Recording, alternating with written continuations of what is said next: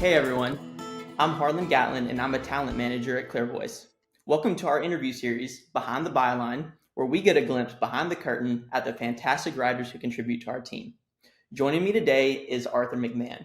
I've had the privilege of working with Arthur on multiple accounts for a variety of clients in a variety of industries, and Arthur has always done an exceptional job, both as a writer and a producer, and I'm so thankful to be able to sit down with him today. So let's kick things off. Arthur, what got you into the world of content marketing? Oh, well, it started a long, long time ago.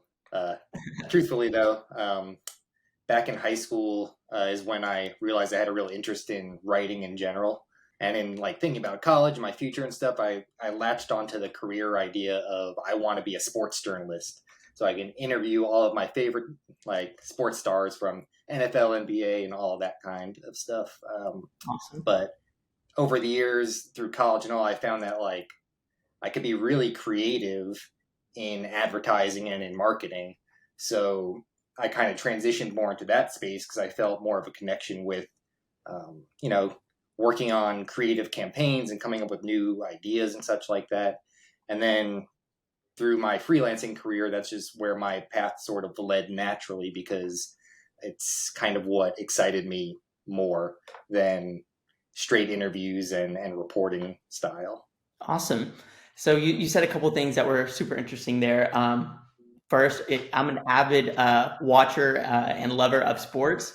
So I'm curious, you said that was kind of what got you started in the world of content, just wanting to interview some of your and write about some of your favorite sports teams and athletes. Did you have like an athlete that you wish that you could have interviewed and written about like more than any others when you were growing up?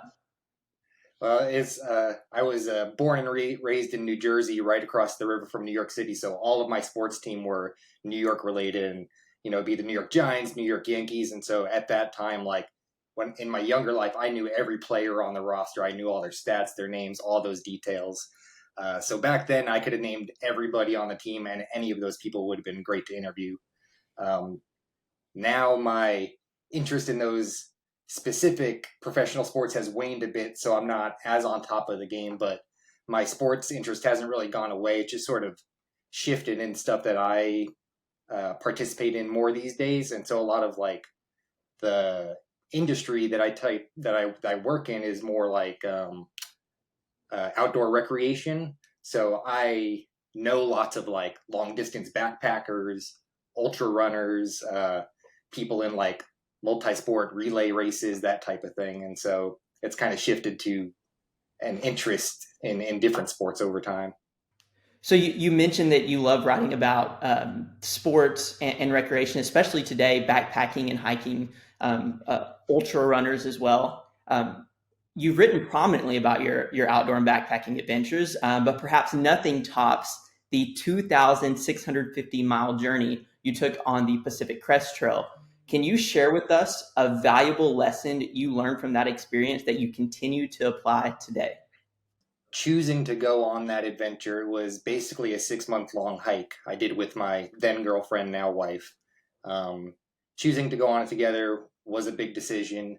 And then sticking through to the end was a daily, hour to hour, minute to minute decision. Like there were some tough times on the trail where it would have been so easy to walk away, hitchhike, to get to town and then just head home and just be like, I'm done with it.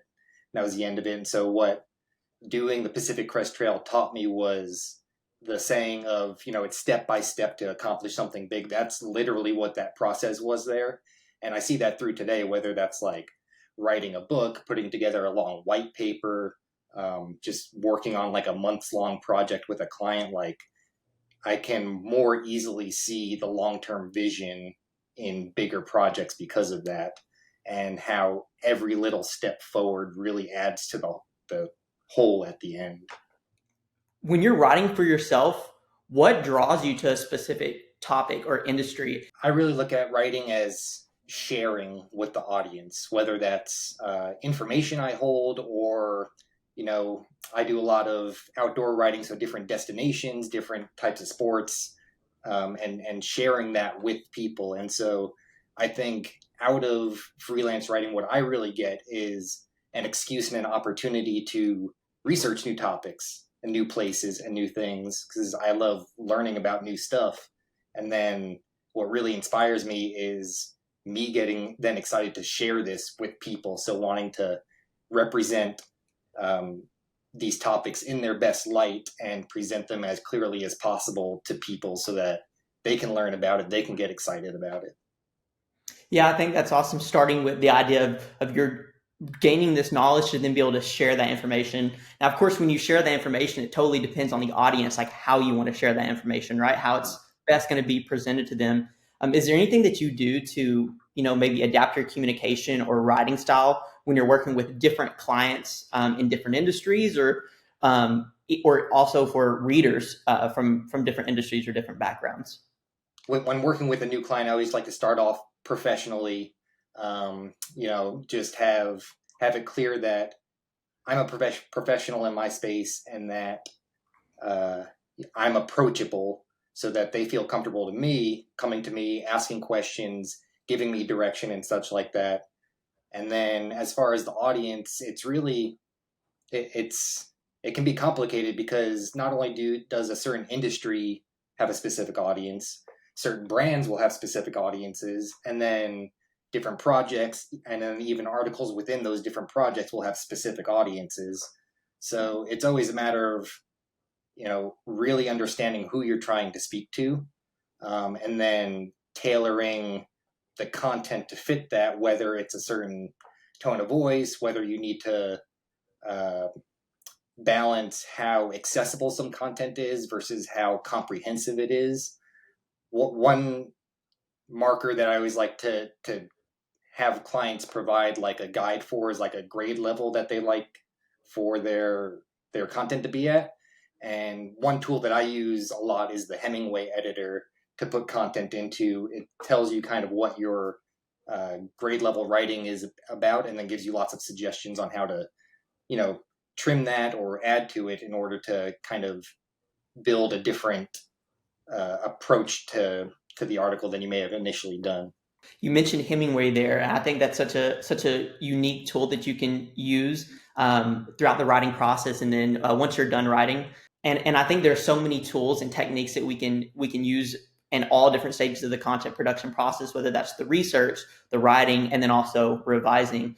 What are some tools and techniques that you use to conduct research, gather insights, and write about the topics that you're taking on? There's a lot out there. In content marketing, I work with SEO a lot, for example, and it's countless the number of SEO tools that are out there right now. Uh, just for one suggestion, I really like using nowadays is Uber Suggest because it's a really comprehensive keyword tool. Uh, as far as my typical industries that I write in, travel, outdoor recreation, adventure tourism, I think my greatest resource is that I've built a network of a lot of people within these industries that I know, and can reach out to through email and text. Everybody from other writers and editors to PR representatives to destination representatives to athletes in the sports that I was mentioning earlier, such as ultra marathon running or backpacking and such like that, and reaching out to these people about their stories and their experiences and their recommendations. Yeah, absolutely. I think some of those are great tools and techniques. You mentioned a couple of techniques that are often overlooked. I feel like in content marketing, one of those is to continue to network. There's more than just research involved. Actually, talking to people in the space, whether that's the industries that you're writing about or just other people in the content space, can really help grow your knowledge and take your skill set to the next level. It's that constant growth in content marketing. How important is it to go just beyond that surface level research and reading a couple articles and actually getting ingrained in the culture and in the and understanding like the terminology that's used within an industry or for a topic? Do you do that, and how do you go about that? Yeah, I think that's one really important reason why so many writers, content marketers have niches that they focus on, because there's only so much time in a day to really involve yourself in so many different industries. So writers having their niches, that's really like the opportunity for the writer to define themselves as an expert or as a networking hub of the contacts that they've made, where you can reach out to all these things. That's kind of your resource, is all the people you've met along the way, who can help guide you when you can't find something via Google search or something like that. Also, like you can join communities within those niches too. So I'm a part of the Adventure Travel Trade Association, which does lots of education, puts together meeting events where it's networking opportunities for people within the industry, and then even destination events where you can go to the destination, get to know the place, get to know the people who work there, from the people in the hotels to the people who run the outdoor excursions, etc. As far as expanding your base too, that's still a way to go about it, is start talking to the people within those spaces rather than only focusing purely on what you can find online. That's awesome. I think all that's great advice. I would love to pivot this over to you. What are your future goals and aspirations as a content writer and strategist? Going forward, I'm very happy in the position I'm in right now, and I'm very grateful for the work that comes with my way, and the projects I have and the clients I've worked with. I hope to continue on as like a managing editor for different organizations. I like working with different clients. I have the freedom of being a freelancer where I can work with the people I want to work with, work in the destinations I want to work in.